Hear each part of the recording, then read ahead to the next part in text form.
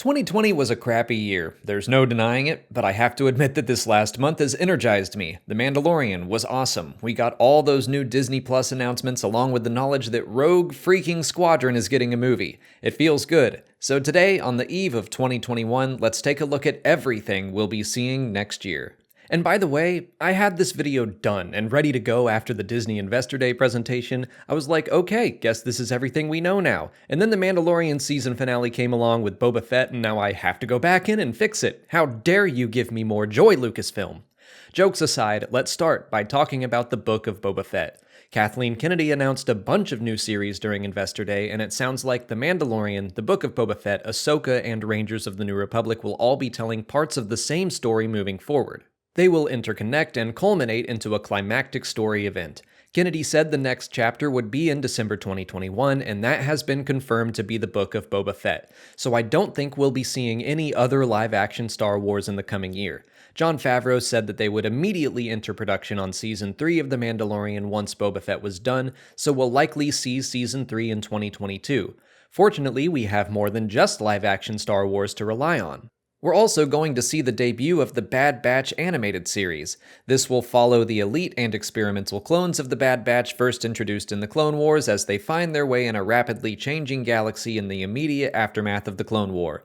Members of the Bad Batch, a unique squad of clones who vary genetically from their brothers in the Clone Army, each possess a single exceptional skill which makes them extraordinarily effective soldiers and a formidable crew. In the post-Clone War era, they will take on daring mercenary missions as they struggle to stay afloat and find new purpose.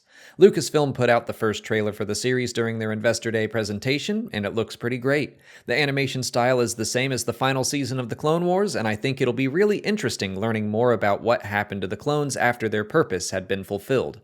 We don't have a release date for the series yet, but I doubt it'll be a huge wait. Maybe it'll start at the end of February, about a year after the Clone Wars returned.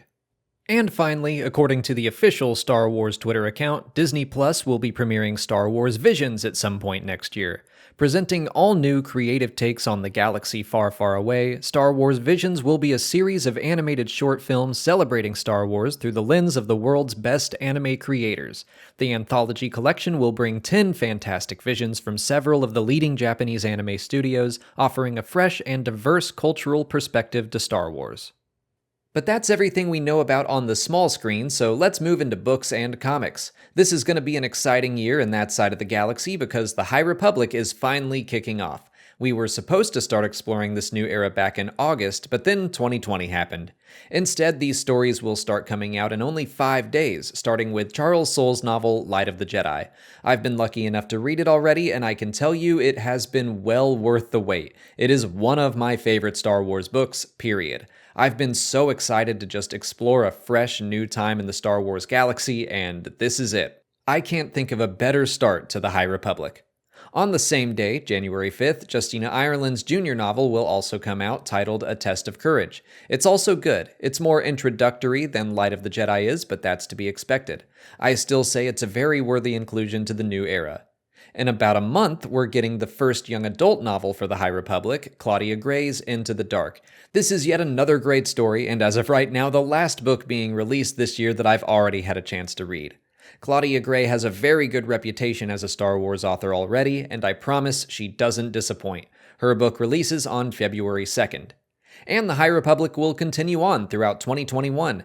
Cavan Scott is tackling the next novel in the series, I assume picking up the plot lines established in Light of the Jedi. The Rising Storm comes out on June 29th.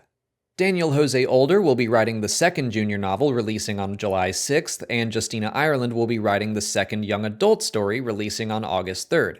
We don't have titles for those right now, but keep an eye out for more news in just a few days. StarWars.com is hosting a live stream all about the High Republic on January 4th, promising new announcements and reveals of what's to come.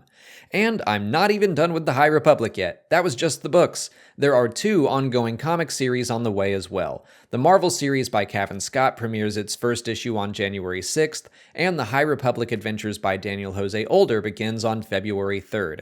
You can expect both of them to release new issues on a monthly basis.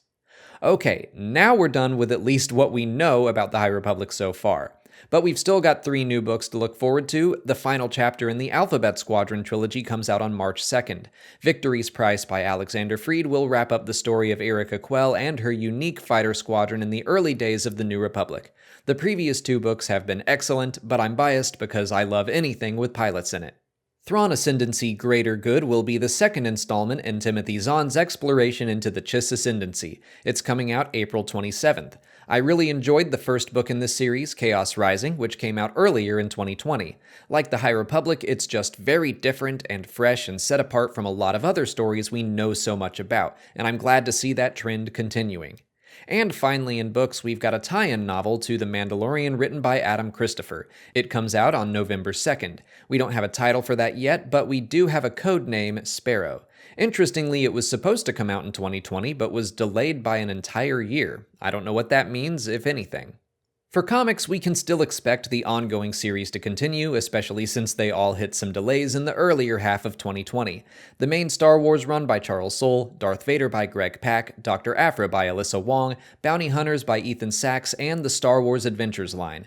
We'll also get to see another entry in the Vader's Castle series, which has classically been written by Cavan Scott. I would expect Ghosts of Vader's Castle to come out in October. And finally, let me mention LEGO Star Wars The Skywalker Saga, because people got mad that I didn't include it in the 2020 video, and then it didn't come out in 2020 anyway. But this year, it's very likely. We have no official release date yet, but it's said to be early 2021. I assume we'll hear more about it soon, but that's everything we currently know about. Every year brings with it more announcements, so I'm sure there will at the very least be more books that we have yet to hear about, maybe even more series or video games, who knows? What are you most excited to dive into in 2021? Let me know in the comments. If you haven't already, please like this video, subscribe to the channel to keep up with all our Star Wars coverage, follow us on Twitch, Twitter, Instagram, and Facebook, and consider checking out our Patreon page. As always, thanks for watching, may the Force be with you, and have a very happy and safe New Year.